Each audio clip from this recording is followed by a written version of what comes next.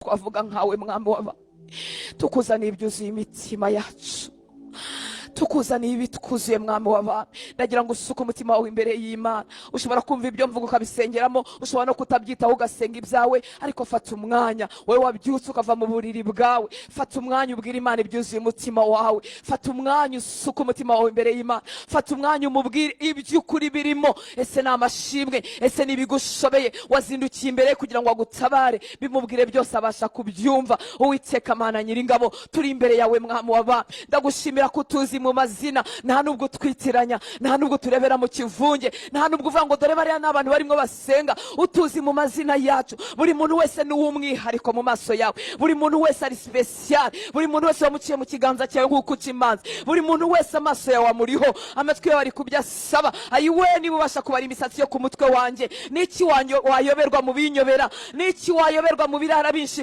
bintera gushidikanya, n'iki wayoberwa mwami mu bifashe ku mutima wanjye, n'iki wayoberwa Uwiteka Mana Nyiringabo mu binshidikanyisha, n'iki wayoberwa mwami mu bituma asuhuza umutima, n'iki wayoberwa Uwiteka Mana Nyiringabo mu byatuma asuka amaganya, n'iki wayoberwa mu bituriza. Nta na kimwe utazi mwami w'abami. Uri Imana itangaje. Ndasenze mwami ngo twazindukiye imbere yawe, wumva amarira, wumva amashimwe, wumva umuniho w'umutima, wumva n'ururimi rutabasha kugobotoka, wumva Uwiteka Mana Nyiringabo, kandi ugira icyo ukora. Nasanze nta muntu waje ihuri ngo ureke kumutabara Uwiteka Mana Nyiringabo. Wabwiye abigishwa bawe ubacira umugani w'umucamanza ukiranirwa. Uravuga ngo umucamanza ukiranirwa utitsa kuma, utubaha Imana ntiyitse no kuba. Ariko kuko umupfakazi yaramutitirije, ngo aravuga ngo reka murengereye gukomeza kundushya. Hanyuma uhindukirira abantu bawe urababwira ngo none se ngo intore zanjye zigutakira ku manywa na nijoro, ese data ntazazitabara? Dutegereje ubutabazi imbere yawe mwa, dutegereje ubutabazi mu buryo bwo mu mwuka, dutegereje ubutabazi mu bifatika, dutegereje ubutabazi muri bene wacu, dutegereje ubutabazi mu rubyaro rwacu, dutegereje ubutabazi mu mago yacu, dutegereje ubutabazi mu bukungu bwacu, dutegereje ubutabazi mu itorero ryawe, dutegereje ubutabazi mu gihugu cy'u Rwanda. Turagushaka Uwiteka Mana Nyiringabo, kuko tuzi kushobora byose.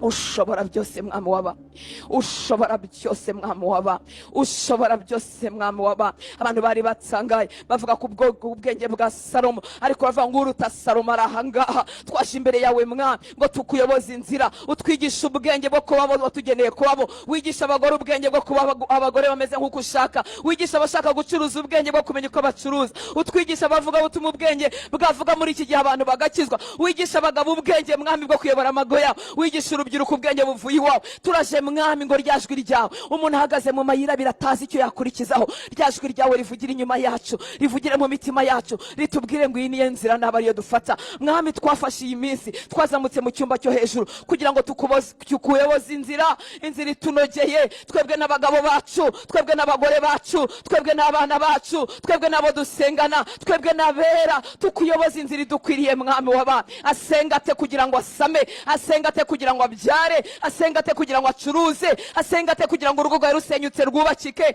asenga ate kugira ngo uburwayi bumutinzeho bumuveho. Twaje kukuyoboza inzira Uwiteka Mana Nyiringabo, twaje kukuyoboza, twaje kukuyoboza. Asenga ate mwami w'abami kugira ngo imbaraga z'Umwuka Wera zuzure ubuzima bwe.